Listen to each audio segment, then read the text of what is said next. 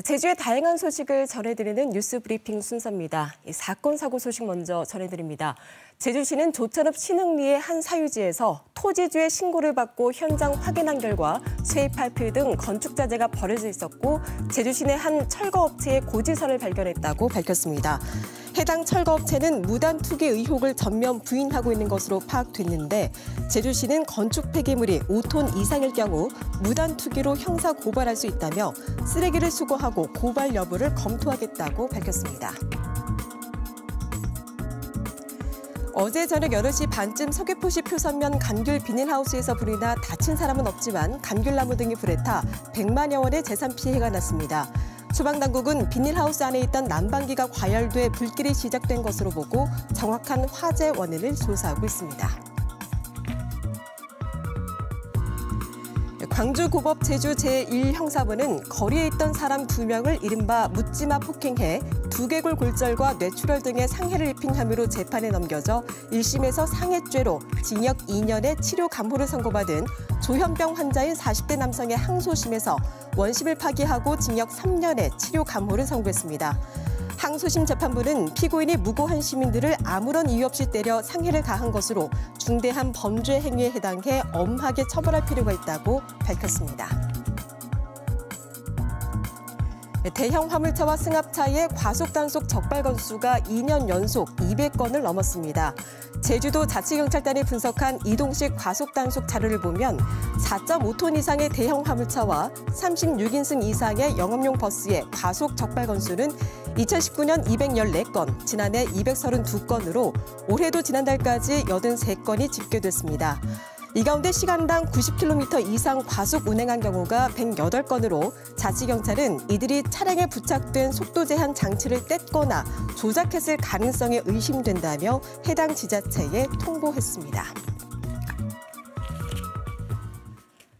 제주 지역에서 오늘 보도한 뉴스 가운데 주목할 만한 기사를 소개해드리는 뉴스픽 이어가겠습니다. 오늘 살펴본 기사는 재민일보 김용현 기자의 풍력 태양광 발전기 함부로 설치 못한답니다. 제주도 경관관리계획이 인공구조물 규제 등의 중심에서 고유 풍경을 보존 유지하는 방향으로 바뀐다고 재민일보가 보도했습니다. 풍력과 태양광 등 신재생 에너지 발전 설비 확대에 따른 관리 기준도 강화되는데요. 제주도는 경관법에 따라 2025년까지 적용할 경관관리계획 재정비 용역을 다음 달 마무리해 6월 확정 고시합니다. 이번 경관관리계획은 서사적 풍경 구축을 목표로 17대 전략 87개 세부 사업을 담고 있는데 해안변과 중산간 대표 경관 마련, 제주물과 바람길의 경관 훼손 최소화, 오름선형 경관 관리 활용 등입니다. 잇따라 한라산을 중심으로 자연경관의 특성, 마을과 인공구조물 등 지형 특성별로 가부터 막까지 5단계로 구분하는데요.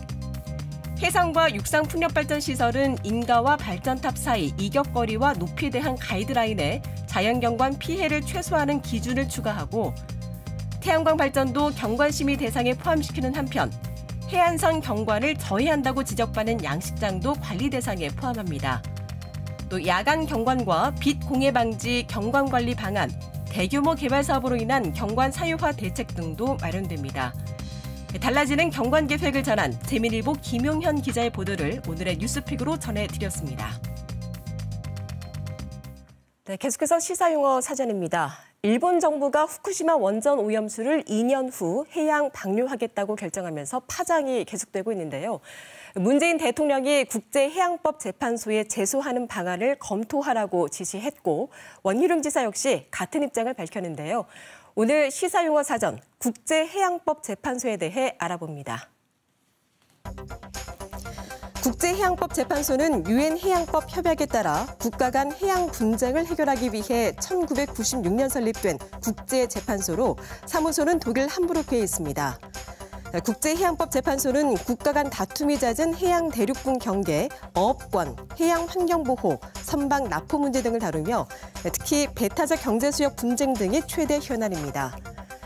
기구 성격은 재판소장의 책임 아래 독립적 성격이 강하며 재판관은 유엔 해양법 협약 당사국 총회에서 21명을 선출하고 임기는 9년, 연임이 가능합니다. 재판은 단심제로 분쟁 국가들의 재판 결과에 따르겠다는 다짐을 받아야 진행됩니다. 이 때문에 분쟁 당사국이 서로 합의한 상태에서 제소해 재판이 이루어지는 경우도 있고 한 국가가 일방적으로 제소한 뒤 제소당한 국가가 응하면서 이루어지기도 합니다. 청와대는 국제해양법재판소 제소 검토와 함께 잠정 조치도 언급했는데요. 이 잠정 조치란 일종의 가처분으로 국제해양법재판소는 잠정 조치 요청을 받으면 이해 당사국의 이익을 보전하고 중대한 해양 환경 손상을 막기 위해 잠정 조치 명령을 내릴 수 있습니다.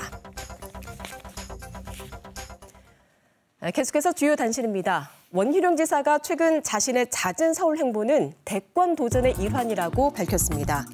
원 지사는 오늘 국회에서 열린 국민의힘 기후변화 정책협의회에 참석한 뒤 기자들과 만나 잦은 서울 방문을 대권 행보로 이해해도 되냐는 질문에 그렇게 보면 된다며 다만 코로나 위기 관리 등 제주 도정에는 지장이 없게 준비하겠다고 말했습니다. 대선에 도전하며 지사직을 내려놓을지는 행정에 차질을 안 주게 고민하고 있다면서 6월까지 전당대회 등 당내 일정이 있는 만큼 도정에 전념하겠다며 즉답을 피했습니다. 제주에서 삼선 국회의원을 지낸 김우남 한국마사 회장이 측근을 특별 채용하라고 지시하고 이를 거부한 직원에게 포괄한 사실이 알려져 청와대가 감찰에 나선 가운데 김우남 회장이 감찰 결과가 나오면 그에 맞는 책임을 지겠다는 공식 입장을 냈습니다. 김우남 마사 회장은 오늘 마사회 사내 게시판 글을 게재해 불미스러운 언행으로 국민 여러분께 실망을 안겨드려 죄송하고 깊은 마음의 상처를 입은 임직원께 사죄드린다고 밝혔습니다. 제2공항 강행저지 비상도민회의는 도청 앞에서 기자회견을 열고 원희룡 지사가 도민 여론조사 이후 개인 SNS와 언론, 제주도 홍보책자 등에 이 공항 건설 입장을 밝히고 있다며 특히 최근 제주공항 비행기 접촉 사고가 활주로가 아닌 계류장에서 발생했는데도 안전 문제를 거론하는 등 가짜 뉴스를 퍼뜨리고 있다고 주장했습니다. 이들은 원 지사가 이 같은 홍보물을 모두 도민 혈세로 만들고 있는 만큼 도의회의 예산 감시 역할 강화를 촉구하며 이어 정민구 도의회 부의장에게 회견문과 이공항 홍보책자를 전달했습니다. 제주시 칠성로상가 연합회 등 상인단체 8곳은 오늘부터 25일까지 제주시 칠성로와 서귀포 중정로 등 상가 일대에서 신화월드 쇼핑몰 입점 반대 서명운동을 하겠다고 밝혔습니다.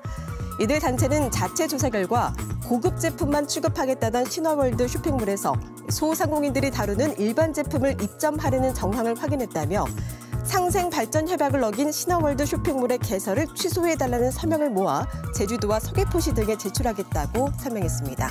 지금까지 뉴스 브리핑이었습니다.